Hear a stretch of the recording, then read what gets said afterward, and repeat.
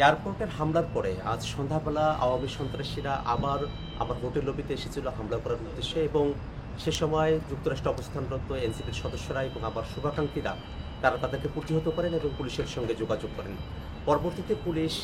Investigation officer তিনি প্রিসেক্টে এসে মামলা দায়ের করার জন্য আমাদেরকে পরামর্শ দেন। তার প্রেক্ষিতে আমি এয়ারপোর্টের খুব কাছের যে থানা পুলিশের রয়েছে সেখানে এসেছি এবং যারা সেই দিন আমাদের উপরে হামলা করেছিল এবং হত্যার চেষ্টা করেছিল, ডেথ থ্রেট দিয়েছিল, তাদের ব্যাপারে আমরা এখানে মামলা দায়ের করেছি এবং একই সাথে ইউএস পুলিশকে আমরা এই বিষয়টা অবহিত করেছি যে যারা এই ঘটনাগুলো যুক্তরাষ্ট্রে ঘটাচ্ছেন তারা বাংলাদেশে নিষিদ্ধ এমন একটি সংগঠনের সঙ্গে জড়িত, যারা গত বছর বাংলাদেশে গণহত্যা চালিয়েছেন, মানবতা বিরোধী অপরাধ চালিয়েছেন এবং ইউএনের যে রিপোর্ট সে ব্যাপারে আমরা তাদেরকে অবহিত করেছি। আমরা মনে করি যে আওয়ামী সন্ত্রাসীরা তারা দেশে হোক দেশের বাইরে যেখানেই হোক আমরা তাদের ব্যাপারে আইনগতভাবে